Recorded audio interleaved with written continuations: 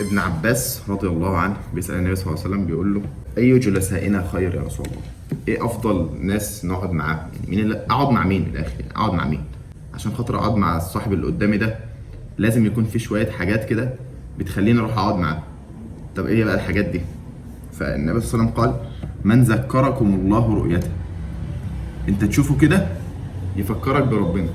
انت بتشوف واحد صاحبك تفتكر الهزار والضحك، واحد تاني تفتكر النميمه والغيبه والنميمه وتجيب سيره الناس، واحد تالت تفتكر مش عارف. لا، انت المفروض صاحبك لما تشوفه كده تلاقي نفسك افتكرت ربنا. ماشي. رقم واحد: من ذكركم الله رؤيته، تشوفه كده تفتكر ربنا. رقم اتنين: وزاد في علمكم منطقه. يعني ايه بقى زاد في علمكم منطقه؟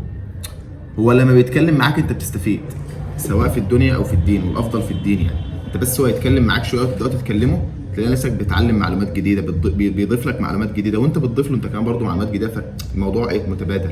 يبقى رقم اتنين: من زاد في علمكم منطقه. راجل عنده علم، بتتكلموا وبتستفيدوا من بعض. رقم ثلاثة: من ذكركم بالآخرة عمله. يعني العمل بتاعه بيفكرك بالآخرة.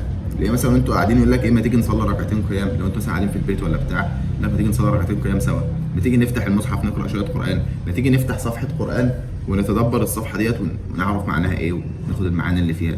فانت طول ما انت قاعد بتتكلم معاه دايما الاعمال بتاعته بتفكرك بالاخره. فهم دول الثلاث صفات المفروض يكونوا في اصحابك. ولو صاحبك ما فيهوش الصفات دي ابدا ابعد عنه، يعني مش هو ده. او ابدا ادور لحد ما تلاقي. طب انا الاقيه فين يا عم خالد؟ هتلاقيه في المسجد. ده هتدور عليه في المسجد، مش هتروح تدور عليه على القهوه اكيد. يعني انت هتروح المسجد هتلاقيه قاعد في المسجد مستنيك. كتير من الناس يقول لك ايه، انا نفسي في صاحب صالح ومش عارف ايه، بس مش لاقي. في المسجد هو هتلاقيه بيصلي الظهر في ميعاده، العصر في ميعاده، المغرب في ميعاده، العشاء في ميعاده، الفجر في ميعاده. انت بس انزل صلي وانت هتلاقيه. انت بس انزل صلي كده الصلاه في ميعادها، هتلاقي فيه كتير قوي في المسجد.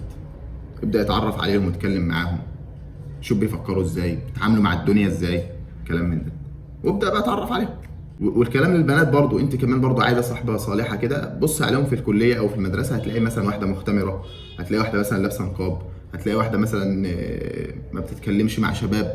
هي دي اللي هتلاقيها صاحبه صالحه ان شاء الله. يعني تبداي تتعرفي عليها، تتكلمي معاها، كلام من ده. بس دي الثلاث حاجات اللي انت تبدا تدور عليهم وتحطهم اولويات. تحطهم اولويات عندك كده وانت بتدور على ايه؟ على الصاحب بتاعك. امسك صاحبك كده تفتش عليه، هو فعلا لما بشوفه بفتكر ربنا، ولما بيتكلم بيزودني علم وبيعرفني بحاجات كتير عن ربنا اكتر، ولما بيبقى قاعد معايا بيقول لي تعالى نقرا قران، تعالى نصلي، تعالى نعمل طاعه، تعالى نعمل خير، كلام من ده. الثلاث حاجات دول: من ذكركم الله رؤيته، وزاد في علمكم منطقه، وذكركم في الاخره عمله. انا اللي شجعني على التصوير الكادر لقيته حلو، فقلت والله انا مصور يلا. يعني ما كنتش محضر بصراحه، ما كنتش ناوي اصور حاجه، بس هي جت من عند ربنا.